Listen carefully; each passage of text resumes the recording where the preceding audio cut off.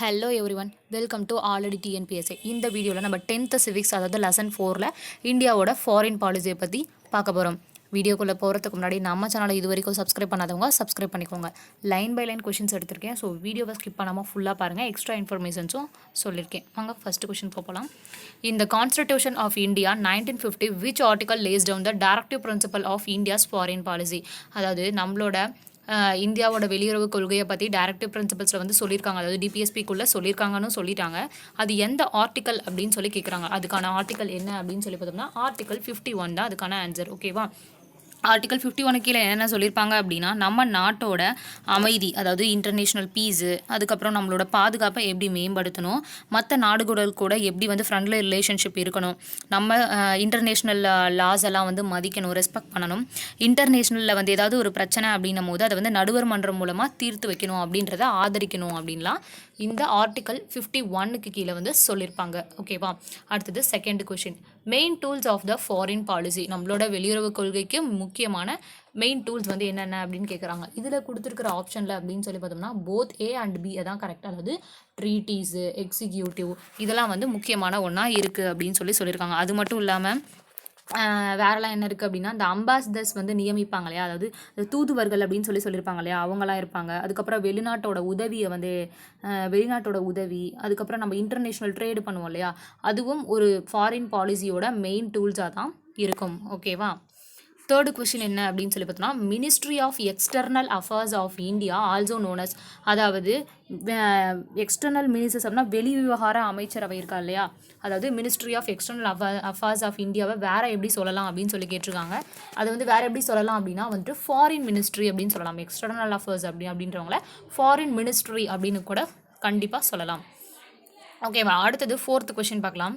அதாவது ஃபஸ்ட்டு பார்த்தோம் இல்லையா, அதோட கண்டினியூஷன். அதாவது என்னென்னா main tools of foreign policy அப்படின்றதுல இதில் பாருங்கள் எல்லாமே கொடுத்துருக்கேன்.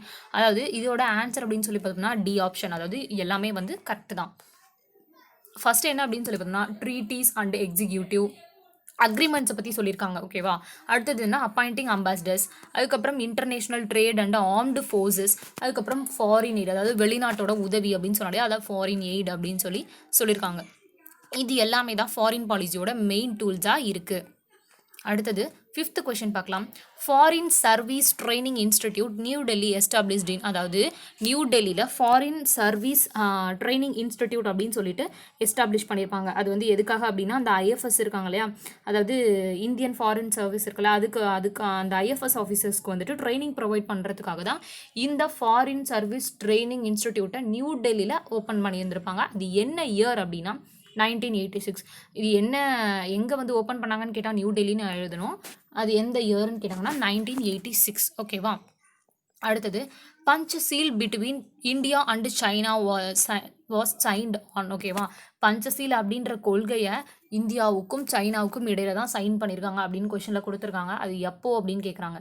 எப்போ அப்படின்னு சொல்லி பார்த்தோம்னா 28 ஏப்ரல் 1954 தான் வந்து சைன் பண்ணியிருப்பாங்க. ஓகேவா? ரெண்டு கொஷின், ஒவ்வொரு கொஷின்லேயும் பார்த்தோம்னா 2 கொஷினாக மேக் பண்ணுற மாதிரி இருக்கும். ஸோ நம்ம எப்படி கேட்டாலும் எழுதணும்.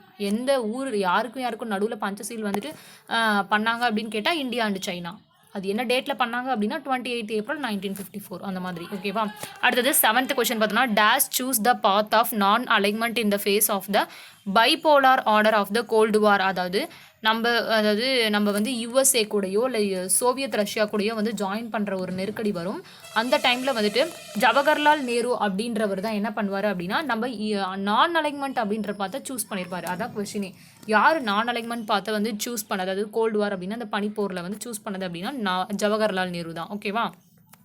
அடுத்தது அசஸ் அண்ட் ரீசன் கொடுத்துருக்காங்க. அதாவது என்ன அப்படின்னா non alignment has been regarded as the most important features of the Indian foreign policy. உண்மைதான். ஓகேவா? நான் அலைன்மெண்ட் அப்படின்றது அணி சேராமல் இருக்கிறது தான் இந்தியாவோட ஃபாரின் பாலிசியோட முக்கிய ஒரு ஃபீச்சராக இருக்குது அப்படின்னு சொல்லியிருக்காங்க. இன்னொன்று என்ன, it aimed to maintain the national independence in foreign affairs by not joining any military alliance. ஓகேவா? இதுவும் கரெக்ட் தான். அதாவது நம்ம அந்த இடத்துல நான் அலைன்மெண்ட் அந்த லெசன் ஃபுல்லாக என்ன சொல்லியிருப்பாங்கன்னா நான் அலைன்மெண்ட் அப்படின்றது என்னது, ஒரு கண்ட்ரியோட நம்ம வந்துட்டு மிலிட்ரி அலையன்ஸ் வச்சுக்கல அப்படிங்கிறது மீனிங் கிடையாது.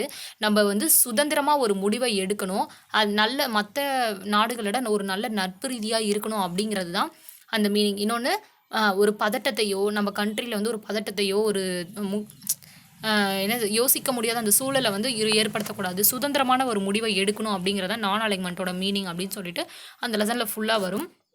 ஓகேவா, அதில் பாருங்கள், இதில் வந்து ஃபர்ஸ்ட் கொஷின் தான் ஃபர்ஸ்ட் ஆப்ஷன் தான் கரெக்ட். அதாவது A is correct but R explains A. ஓகேவா, ஆர் வந்து ஏவை வந்து எக்ஸ்பிளைன்ஸ் பண்ணுது அப்படின்னு சொல்லியிருக்காங்க. ஓகேவா, இந்த ஃபோர்த் லெசனோட ஓவர் வியூவை நான் கீழே டிஸ்கிரிப்ஷனில் லிங்க் கொடுத்துருக்கேன். ஸோ அதை பார்த்து வந்து அட்டன் பண்ணுங்கள், ரொம்ப ஹெல்ப்ஃபுல்லாக இருக்கும். ஓகேவா, the non aligned movement was formed with a membership of these countries and these states அப்படின்னு சொல்லியிருக்காங்க. அதாவது நான் அலைன்டு மூமெண்ட் அப்படின்றதுக்கு அதில் மெம்பர்ஷிப்பாக இருந்தது மொத்தமாக எத்தனை கண்ட்ரி அப்படின்னு சொல்லி பார்த்தோம்னா இதுக்கான ஆன்சர் 120 அண்டு 17. அதாவது 120 கண்ட்ரிஸ் வந்துட்டு நான் அலைன் மூமெண்ட்டோட மெம்பர்ஷிப்பாக இருந்திருப்பாங்க. இந்த 17 ஸ்டேட்ஸ் இருக்கு இல்லையா, இவங்க வந்து பார்வையாளர்களாக இருந்திருப்பாங்க, அதாவது அப்சர்வர்ஸாக வந்துட்டு இருந்திருப்பாங்க. ஓகேவா, அடுத்தது 10th question. The days is mean for mutual assistance among Nations for peace and progress. இந்த அதாவது நாட்டுக்குள்ளே வந்து இந்த அமைதி வந்து நிலவணும் அப்படின்றத வந்து அந்த பரஸ்பரம் அமைதி அப்படின்னு சொல்லுவாங்க இல்லையா, பரஸ்பரமாக அமைதி காக்கிறது இந்த நாட்டுக்குள்ளே, அதை தான் வந்து சொல்லியிருப்பாங்க. ஓகேவா, எந்த ஒரு விவகாரம் இந்த அது வந்து எதில் சொல்லியிருப்பாங்க அப்படின்னா பஞ்சசீலில் வந்து சொல்லியிருப்பாங்க. ஓகேவா, இந்த mutual assistance among nation, peace and progress அப்படின்னு சொல்லியிருப்பாங்க. அந்த பஞ்சசீல மொத்தமாக 5 கொள்கைகள் இருக்கும். ஒன்று வந்து என்னென்னா எல்லையையும் அதோட இறையாண்மையும் நம்ம வந்து மதிக்கணும், அப்புறம் வந்து ஆக்கிரமிப்பின்மை வந்து பண்ணக்கூடாது அப்படின்னு சொல்லியிருப்பாங்க. அதுக்கப்புறம் மற்ற நாட்டிலேயோ இல்லை மற்ற நாட்டோட உள்நாட்டு விவகாரங்களில் வந்து தலையிடக்கூடாது அப்படின்னு சொல்லியிருப்பாங்க. ஓகேவா, இந்த மாதிரி மொத்தமாக 5 கொள்கைகள் இருக்கும். அடுத்தது 11th கொஸ்டின் அப்படின்னு சொல்லி பார்த்தோம்னா this is an economic and geopolitical organization of 8 countries that are primarily located in South Asia அப்படின்னு சொல்லியிருக்காங்க. அதாவது பொருளாதாரம் சரி, இந்த பொலிட்டிக்கல் வைஸ்லையும் சரி, இந்த 8 கண்ட்ரீஸை கொண்ட ஒரு அமைப்பு. ஓகேவா, ஒரு ஆர்கனைசேஷன், ஒரு அமைப்பு வந்து எதுன்னு கேட்குறாங்க. சார்க்கில் தான் மொத்தமாக 8 கண்ட்ரிஸ் இருக்கும். அது வந்து எங்கே இருக்குது அப்படின்னா சவுத் ஏஷியாவில் இருக்கும். ஓகேவா, அந்த 8 கண்ட்ரிஸ் என்னங்கிறத கீழே வர கொஷின்ஸில் நான் கொடுத்துருக்கேன். ஸோ டீட்டெயிலாக பார்க்கலாம். 12th கொஸ்டின் பார்த்தோம் அப்படின்னா shark disaster management centre was set up at. அதாவது ஷார்க் பேரிடர் மீட்பு இருக்கு இல்லையா, அதை வந்து எங்கே செட் பண்ணியிருக்காங்க அப்படின்னு கேட்டிருக்காங்க. அதுக்கான ஆன்சர் பார்த்தோம்னா நியூ டெல்லியில் செட் பண்ணியிருக்காங்க. அடுத்தது 13th question. The ministry of external affairs is responsible for carrying out the foreign policy of India.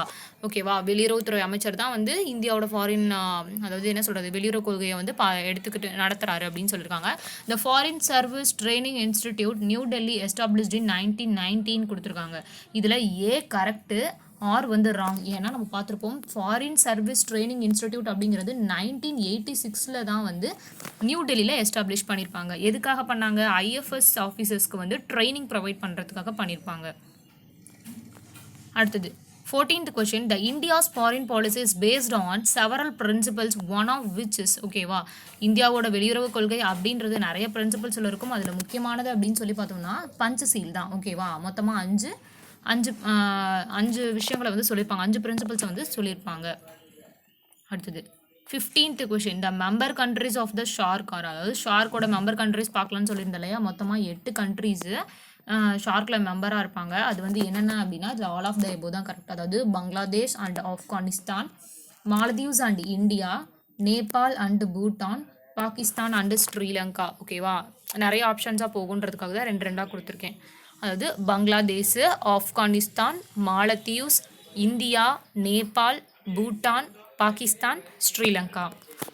அடுத்தது 16th கொஷின்.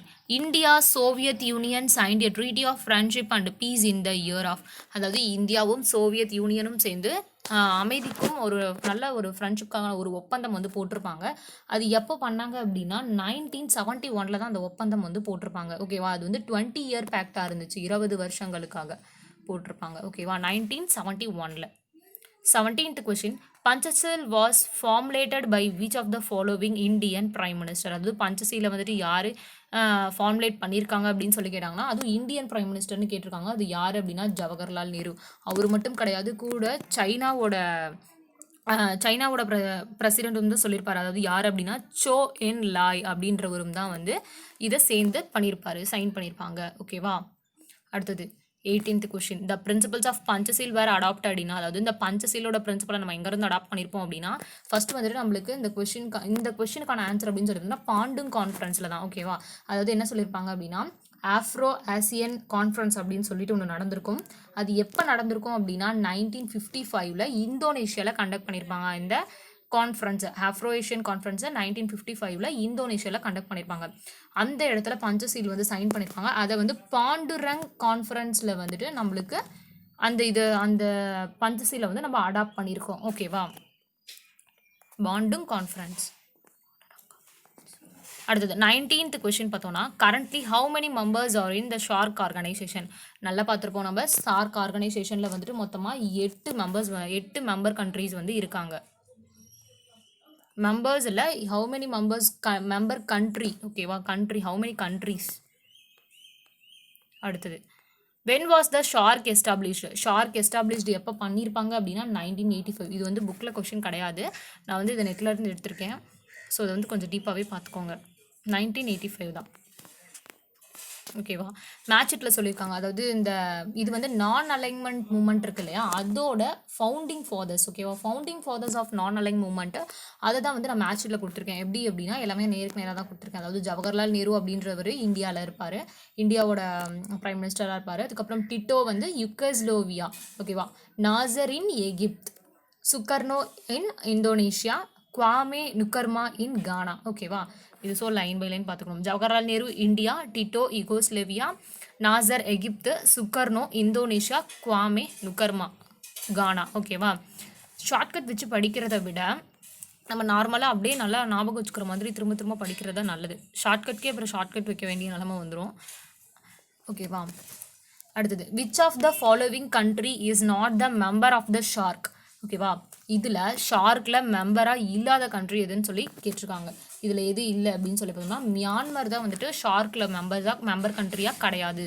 ஓகேவா, அடுத்தது இதுவும் நான் ஸ்ட்ரெயிட்டாக தான் கொடுத்துருக்கேன். அதாவது என்னதுன்னா லுக்கிஸ்ட் பாலிசி அப்படின்ற ஒரு பாலிசியை சைனா கூட நம்ம சைன் பண்ணியிருப்போம். அது வந்துட்டு எப்போ அப்படின்னா 1992. ஓகேவா, அடுத்தது நம்மளோட செகண்ட் நியூக்ளியர் டெஸ்ட், இந்தியாவோட செகண்ட் நியூக்ளியர் டெஸ்ட் வந்துட்டு எங்கே நடக்கும் அப்படின்னா பொக்ரேனில் நடக்கும். அது எங்கே இருக்குது, ராஜஸ்தானில் இருக்குது. ஃபஸ்ட்டு நியூக்ளியர் டெஸ்ட்டும் அங்கே தான் பண்ணியிருப்பாங்க. செகண்ட் பண்ணது 1998. ஃபஸ்ட்டு நியூக்ளியர் டெஸ்ட் பண்ணது எப்போ அப்படின்னா 1974 பண்ணியிருப்பாங்க. ஓகேவா, அடுத்தது டிஃபென்ஸ் ப்ரொக்யூர்மெண்ட் அப்படின்றது, அதாவது டிஃபென்ஸ் ப்ரொக்யூர்மெண்ட்டுக்காக நம்ம வந்து இஸ்ரேலில் சைன் பண்ணியிருப்போம். ஓகேவா, இஸ்ரேல். அடுத்தது the 2 themes of India's nuclear doctrine. அதாவது 2 themes of India's nuclear doctrine அப்படின்னு என்ன சொல்லியிருக்காங்க அப்படின்னா இதுக்கான ஆன்சர் அப்படின்னு சொல்லி பார்த்தோம்னா ஆல் ஆஃப் த எபோ தான். ஓகேவா, all of the above. First வந்துட்டு என்ன அப்படின்னு சொல்லி பார்த்தோம்னா நோ ஃபர்ஸ்ட் யூஸ். ஓகேவா, முதலில் நாம் வந்து பயன்படுத்துவது கிடையாது. ஓகேவா, முதலில் பயன்படுத்துவது இல்லை அப்படின்னு சொல்லி இதுக்கு மீனிங்கு. அதாவது no first use. Credible minimum deterrence அப்படின்னு என்னன்னா குறைந்தபட்ச நம்பக தற்காப்பு திறன் அப்படின்னு இதுக்கு மீனிங். குறைந்தபட்ச நம்பக தற்காப்பு திறன். அதாவது என்னது, இது மொத்தமாக எப்படி சொல்லுவாங்க, அதோட கொள்கையோட முக்கியமான கருத்து என்னன்னா அணு ஆயுதத்தை வந்து போர் தாக்குதலுக்காக நம்ம வந்து பயன்படுத்துறது கிடையாது. ஓகேவா, அணு ஆயுதம் இல்லாத நாட்டுக்கு எதிராகவும் நம்ம வந்து பயன்படுத்துறது கிடையாது அப்படின்ற மாதிரி சொல்லியிருப்பாங்க. ஓகேவா, இதுக்கு ஆல் ஆஃப் த எபோ தான் கரெக்ட். இதுதான் நம்மளோட இந்தியன் நியூக்ளியர் டாக்டரினோட 2 தீம். அடுத்தது 25th கொஷின், ஷார்க்கோட ஹெட் குவார்ட்டர் எங்கே இருக்குது. ஓகேவா, ஷார்க்கோட ஹெட் குவார்ட்டர் எங்கே இருக்குது அப்படின்னா காத்மண்டு அப்படின்ற இடத்துல தான் இருக்குது. Where is the head quarter of the SAARC, Kathmandu. அடுத்தது 26th கொஷின் பார்த்தோம் அப்படின்னா when was India conducted its first nuclear test at Pokhran under subterranean nuclear explosions project. ஓகேவா, அண்டர் வாட்டர் அதில் தான் வந்து பண்ணியிருப்பாங்க. நம்ம பார்த்துருப்போம். ஃபர்ஸ்ட் நியூக்ளியர் டெஸ்ட்டும் வந்து பொக்ரேனில் தான் எடுத்திருப்பாங்க. செகண்ட் நியூக்ளியர் டெஸ்ட்டும் பொக்ரேன் ராஜஸ்தான் தான். ஓகேவா, ஃபர்ஸ்ட் நியூக்ளியர் டெஸ்ட் கண்டக்ட் பண்ண இயர் அப்படின்றது 1974. இங்கே வந்துட்டு 1998 வந்துட்டு 2வது நியூக்ளியர் டெஸ்ட்டும் இந்தியா கண்டக்ட் பண்ணியிருப்பாங்க. இந்தியா வந்துட்டு தன்னோட ஃபர்ஸ்ட் நியூக்ளியர் டெஸ்ட்டை கண்டக்ட் பண்ணுறது எதுக்காக அப்படின்னா இது வந்து China. Okay, sorry spelling mistake. China வந்துட்டு தன்னோட நியூக்ளியர் டெஸ்ட்டை 1964 லோக்னோர் அப்படின்ற இடத்துல வந்து கண்டக்ட் பண்ணியிருப்பாங்க. இதுக்கு பதிலடி கொடுக்குற விதமாக தான் இந்தியா ஃபர்ஸ்ட் நியூக்ளியர் டெஸ்ட்டை 1974 கண்டக்ட் பண்ணியிருப்பாங்க. அடுத்தது 27th question, which country follows the foreign policy principle that in international relations there is no permanent friend and no permanent foe, only the interest are permanent. அதாவது நிரந்தர சர்வதேச அளவில் வந்து நிரந்தர எதிரியும் கிடையாது, நண்பனும் கிடையாது அப்படின்ற ஒரு கொள்கையை வந்து ஃபாரின் பாலிசி பிரின்சிபலை யார் எந்த கண்ட்ரி ஃபாலோ பண்ணுது அப்படின்னு சொல்லி கேட்டோம் அப்படின்னா இந்தியா தான். ஓகேவா, அடுத்தது foreign policy stands of India was, அதாவது இந்தியாவோட ஃபாரின் பாலிசி வந்து எப்படி இருக்குது அப்படின்னா அது எதுக்காக நிற்கிது அப்படின்னா ஆல் ஆஃப் த எபோ, ஓகேவா, என்னதுன்னா டீகாலனைசேஷனுக்கு வந்து நம்ம சப்போர்ட் பண்ணுறது, அதாவது காலனித்துவம் இல்லாமல் இருக்கணும் அப்படின்றதுக்காக. அப்புறம் வந்து apartheid regime in South Africa, அந்த இனவெறியம்லாம் வந்து இனவெறியர்கள்லாம் இருக்காங்க இல்லையா, அதுக்கு அப்போனண்ட்டாக இருக்கிறது. Accepted the importance of defence preparedness, பாதுகாப்பு தளத்துக்கு ரொம்ப முக்கியத்துவம் கொடுக்கறது, ஓகேவா. இதுக்கு தான் வந்து foreign policy stands of India அப்படின்ற கொஷின், இந்த கொஷினுக்கான ஆன்சர், ஓகேவா. அடுத்தது 29th கொஷின் பார்த்தோம் அப்படின்னா which minister plays a vital role in moulding foreign policy of our country, ஓகேவா. நம்மளோட ஃபாரின் பாலிசியை பற்றி யார் ரெஸ்பான்சிபிள், அதாவது யார் அது ரோலில் வந்து ப்ளே பண்ணுறவர் யார் அப்படின்னா எக்ஸ்டர்னல் அஃபேர்ஸ் மினிஸ்டர் தான். அவரை வேறு எப்படி சொல்லலாம் அப்படின்னா ஃபாரின் மினிஸ்ட்ரி அப்படின்னு கூட சொல்லுவாங்க, ஓகேவா. அடுத்தது 30th கொஷின் அப்படின்னா அப்பர்தைட் அப்படின்றது என்ன, ஒரு இந்த இனவெறி அது என்னது, a policy of racial discrimination, ஓகேவா. இது ஒரு புக் பேக் கொஷின். அப்பர்தைட் அப்படின்றது a policy of racial discrimination. 31st கொஷினுக்கு என்ன ஆன்சர் அப்படின்னு பார்ப்போம். இந்த Panchsheel treaty has been signed between, நம்ம சொன்னோம் இல்லையா பஞ்சசில் ட்ரீட்டிங்கிறது எதுக்கும் எந்த நாட்டுக்கும் இடையே சைன் பண்ணுது, ஓகேவா. இந்தியாவுக்கும் சைனாவுக்கும் இடையே தான் வந்து சைன் பண்ணியிருப்பாங்க. எப்போ 28th ஏப்ரல் 1954 வந்து சைன் பண்ணியிருப்பாங்க. 32nd question which is our land bridge to the country of the association of the south east Asian nation, ஓகேவா. அதாவது எந்த கண்ட்ரி வந்து பாலமாக இருக்குது சவுத் ஈஸ்ட் ஏஷியன் நேஷனுக்கு அப்படின்னு சொல்லி கேட்குறாங்க. மியான்மர் தான் வந்துட்டு பாலமாக இருக்குது, லேண்ட் பிரிட்ஜ் அப்படின்னு சொல்லியிருக்காங்க. அடுத்தது which is the instrument for implementing the foreign policy of state, அதாவது ஃபாரின் பாலிசியை நம்ம ஸ்டேட்டில் இம்ப்ளிமெண்ட் பண்ணுறதுக்கு ஒரு கருவியாக இருக்கிறது எப்படி அப்படின்னா டிப்ளமேசி, அதை வந்து ராஜதந்திரம் அப்படின்னு சொல்லுவாங்க. அது வந்து ஒரு கருவியாக யூஸ் பண்ணிக்கிறாங்க டிப்ளமேசி, ஓகேவா, ராஜதந்திரம். அடுத்தது which is a combination of strategies carefully formulated by a nation for maintaining the relationship with other nations, மற்ற நாடு கூட நல்லுறவை வந்து பேணுதல் அப்படின்னு சொல்லுவாங்க, ஓகேவா. நல்லுறவு காக்கிறது வந்துட்டு எந்த ஒரு ஸ்ட்ராட்டஜி வந்து நம்ம யூஸ் பண்ணுறோம் அப்படின்னா ஃபாரின் பாலிசி, வெளியுறவு கொள்கை அப்படின்றத ஒரு ஃப்ரெண்ட்லி ரிலேஷன்ஷிப்பை நிறையா இன்க்ரீஸ் பண்ணுறதுக்கு, இந்த மாதிரி நம்மளோட வேர்ல்டு பீஸை வந்து மெயின்டைன் பண்ணுறதுக்கு, ஒரு கோஆப்ரேஷனாக இருக்கிறதுக்கு, ஓகேவா, ஒத்துமையாக இருக்கிறதுக்கு, இந்த மாதிரி விஷயங்களுக்கு இந்த ஃபாரின் பாலிசி அப்படின்ற ஸ்ட்ராட்டஜியை யூஸ் பண்ணுவாங்க, ஓகேவா. அடுத்தது 35th question which is not related to foreign policy, foreign பாலிசிக்கு இது எது ரிலேட்டடாக இல்லை அப்படின்னு சொல்லி பார்த்தோம்னா இது வந்து டி ஆப்ஷன், காலனிசம், ஓகேவா. ஏன்னா வேர்ல்டு கோஆப்ரேஷன் வேணும், வேர்ல்டு பீஸ் வேணும், ரேஷியல் ஈக்குவாலிட்டி, ஓகேவா. நம்ம டீகாலனைசேஷன் தான் சொல்லியிருப்போம் ஃபாரின் பாலிசிக்கு ரிலேட்டடாக இருக்கிறது, ஏன்னா நம்ம வந்து காலனியலிசமை வந்துட்டு அக்செப்ட் பண்ணிக்கல, ஓகேவா. இதுதான் இதுக்கான ஆன்சர், ஓகேவா. அடுத்தது இதோட முடிஞ்சிச்சு. இந்த வீடியோக்கு கீழே நான் இந்த 4th லெசனோட ஓவர்வியூ, அதாவது ஃபுல்லாக அந்த லெசன் ஃபுல்லாக எக்ஸ்பிளைன் பண்ணியிருக்கேன். அதுலேருந்து தான் நான் ஒரு லைன் பை லைன் கொஷின் எடுத்திருக்கேன். ஸோ மறக்காமல் வீடியோவை ஃபுல்லாக பாருங்கள், லைக் கொடுங்க. Thank you to all.